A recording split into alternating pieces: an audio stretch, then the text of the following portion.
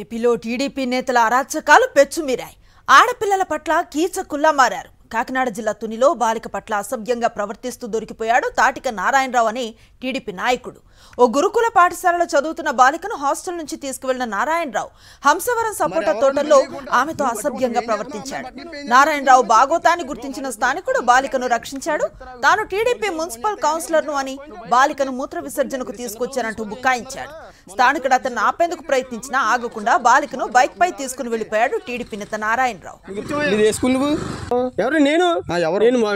Municipality council నేను ఎక్కడ municipality council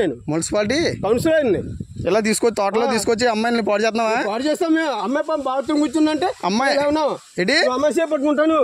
మరి ఎవరో నువ్వు తెలియకుండా నువ్వు పట్టుకుని నువ్వు ఏం చేస్తున్నావు? అమ్మాయి బట్టలు ఏం చేస్తున్నావు చెప్పు. నువ్వు అమ్మాయి చేపట్టుకోవచ్చు. ఇంకో మాట చెప్తున్నాను, అమ్మాయి బట్టలు ఇప్పుడు నేను చెప్తా నాకు పోలీసులకు ఫోన్ చేస్తే కానీ బుజ్జిగా నువ్వు బయట రా బుజ్జి. మీరు చిన్నపిల్లలు తీసుకొచ్చి ఏం చేస్తున్నారు ఇక్కడ? మొన్న వచ్చావు ఇటు అమ్మాయి వచ్చిందా ఒకసారి? మొన్న మీరు రాలేదు ఇక్కడికి. సోషల్ మీడియాలో ఈ వీడియో వైరల్ కావడంతో విషయం తెలుసుకున్న యువకులు కొండవరపేటలో టీడీపీ నేత నారాయణరావుకు దేహశుద్ధి చేశారు. స్థానికుల సమాచారంతో ఘటనా స్థలానికి చేరుకున్న పోలీసులు నిందితుడిని అక్కడి నుంచి తీసుకువెళ్లారు.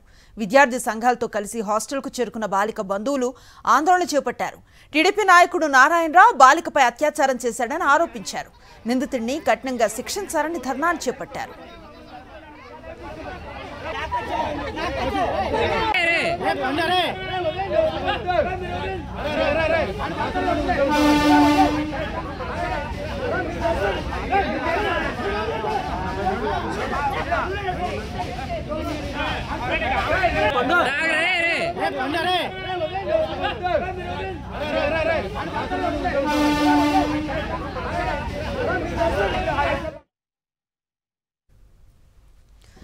మైనర్ బాలికపై అసభ్యంగా ప్రవర్తించిన టీడీపీ నేత నారాయణరావుపై చర్యలు తీసుకున్నామన్నారు పెద్దాపురం డీఎస్పీ శ్రీహరిరాజు. నిందితుడిపై కిడ్నాప్, ఫోక్సో కేసులు నమోదు చేశామన్నారు. సాయంత్రంలోగా నారాయణరావును అరెస్టు చేస్తామన్నారు.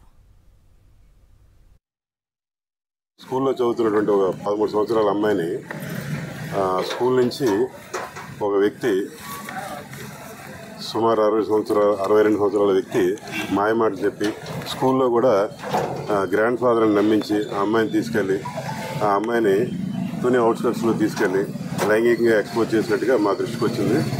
వచ్చిన వెంటనే అమ్మాయిని ఎగ్జామ్ చేసి అలాగే అమ్మాయి తల్లిని వారిని రప్పించి కేసు నమోదు చేయడం జరిగిందండి. పోక్సో చట్టం కింద.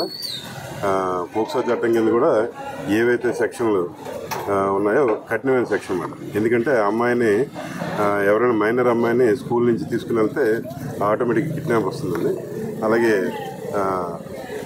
అత్యాచారానికి సంబంధించిన సెక్షన్లు కూడా వస్తాయి. అవన్నీ కూడా కఠినమైన సెక్షన్ల కింద కేసు నమోదు చేయడం జరిగింది. తర్వాత దర్యాప్తు కూడా వేగవంతం చేసామండి. కాకినాడ జిల్లా తునిలో టీడీపీ నేత చేతిలో కీచక పర్వానికి గురైన మైనర్ బాలికకు అండగా నిలిచింది వైఎస్ఆర్సీపీ.